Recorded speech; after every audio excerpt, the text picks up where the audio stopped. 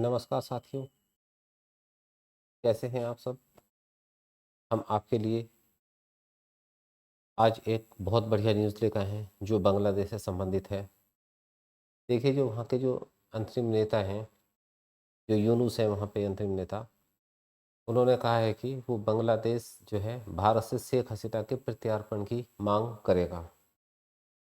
अब ये क्या भारत के सामने प्रत्यार्पण करने के लिए बोला जाएगा या नहीं, ये उन्होंने फिलहाल न्यूज़ में कहा है। अब देखते हैं उन्होंने और क्या क्या कहा है।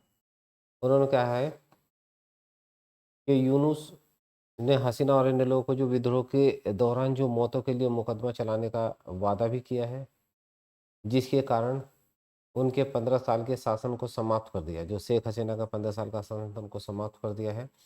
और बांग्लादेश के अंतरिम नेता, नोबेल पुरस्कार विजेता भी हैं ये मोहम्मद यूनुस ने रविवार को घोषणा की है कि उनकी सरकार पूर्व प्रधानमंत्री शेख हसीना के प्रत्यार्पण की कोशिश करेगी।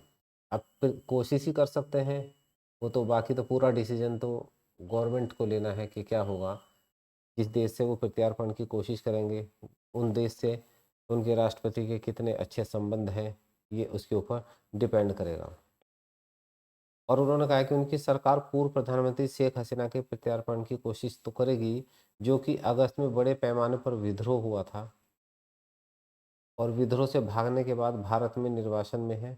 और अपने कार्यकाल के 100 दिन पूरे होने पर एक टेलीविजन में यूनुस ने छात्रों के नेतृत्व वाले विद्रोह प्रदर्शनों के सैकड़ों जो दौरान है, जो प्रदर्शन हुए थे, प्रदर्शन के दौरान जो सैकड़ों मौतें हुई थी, उनके लिए शेख हसीना और अन्य लोगों को जवाबदेही ठहराने का वादा भी उन्होंने कहा है,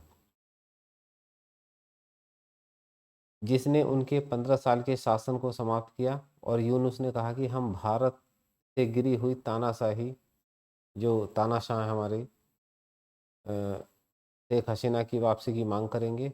और उन्होंने कहा कि पहले ही वो आईसीसी में जो मुख्य अभियोजन करीम खान के साथ इस मामले पर चर्चा भी की है उन्होंने।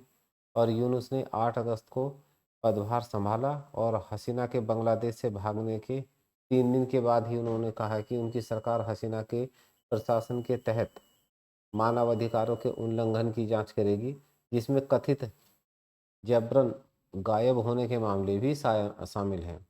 और बांग्लादेश ने हसीना और उनके सहयोगियों के खिलाफ रेड नोटिस जारी करने में इंटरपोल की सहायता भी मांगी है। आप इनको जानती हैं, ये इस टाइम वहाँ के नेता हैं।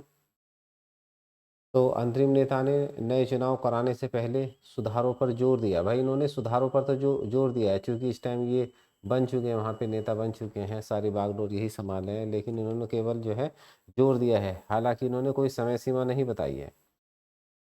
और उन्होंने कहा है, यूनुस ने कहा है कि ये भी आश्वासन दिया है कि चुनावी प्रणाली में जो है सुधारों के बाद ही रोड मैप तैयार किया जाएगा। भाई, एक बार सत्ता में आ गए हैं तो छोड़ने का ये भी नाम नहीं ले रहे हैं, वरना इतने दिन के बाद इनको भी अपने यहाँ पे जो है चुनावी माहौल तैयार कर देना चाहिए था और चुनाव करा लेने थे। अब इस विषय में आपकी क्या राय है? अपनी राय हमें कमेंट में दीजिए। धन्यवाद।